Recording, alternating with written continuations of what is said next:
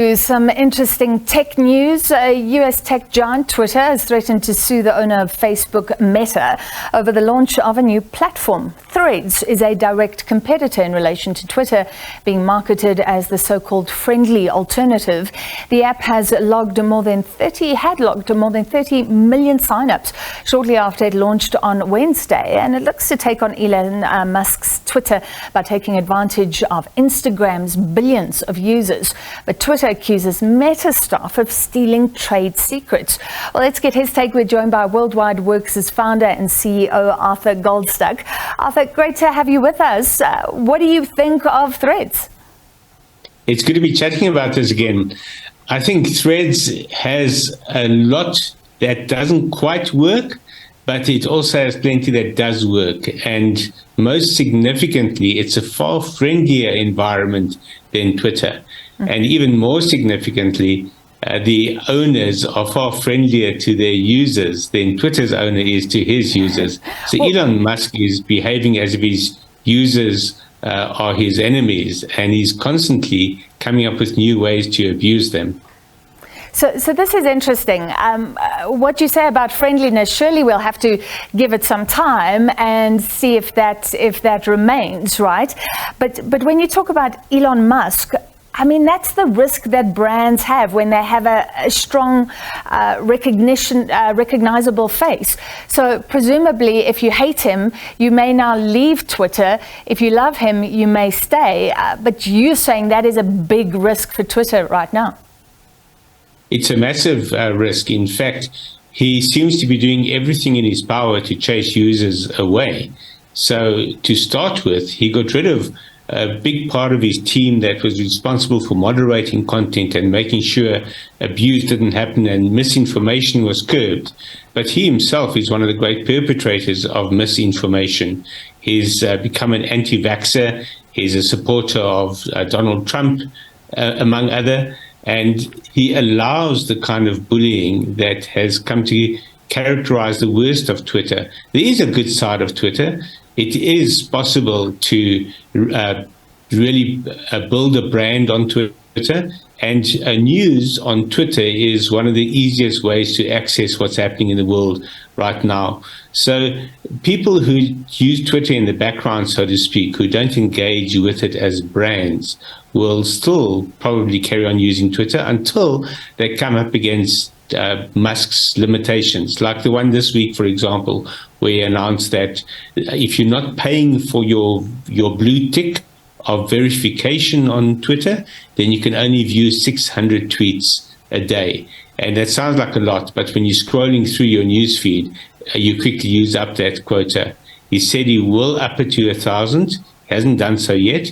But if you're paying for that blue tick, then you also limit it. So it was 6,000 tweets that you limited to, which will be up to 10,000.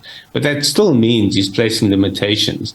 And the real argument behind that is that he's trying to get the users to pay for the extent to which Twitter itself has to pay for the hosting of its streams and traffic. Yeah, and what about this timing? I mean, people were annoyed when they were getting those messages that they had reached their limit. Let's talk about Meta, though. So it's got this network. We talk about the network effect, and that keeps people on platforms. It's got Instagram, it's got Facebook. How will it use that? But then on the negative side, I mean, it's also been accused of giving information to governments, of not protecting our privacy. Well, there's two sides to it. From a growth perspective on taking on Twitter, it has this massive advantage that it's really built off the back of Instagram. And Instagram itself is the world's second biggest social network after Facebook. It has something like 2.3 billion users, not all active, but that's a massive user base to start with. And every one of those users now, when they log on to Instagram, are being encouraged to join Threads. And that's really the key factor behind the massive growth of Threads, literally overnight. So to put that in perspective very quickly, it took just over 24 hours for Threads to reach 25 million users. That means that over the weekend, chances are it's going to hit 50 million. That also then puts it on target to reach 100 million within the next week or so. The fastest growing application or service in history before this was ChatGPT, which reached 100 million users over 2 months.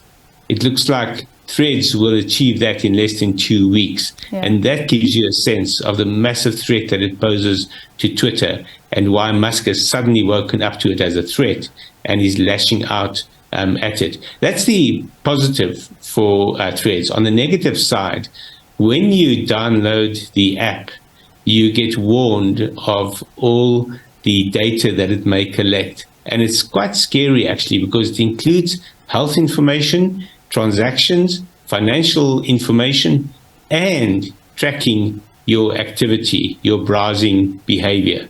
You put all of that together and you really know everything about a person.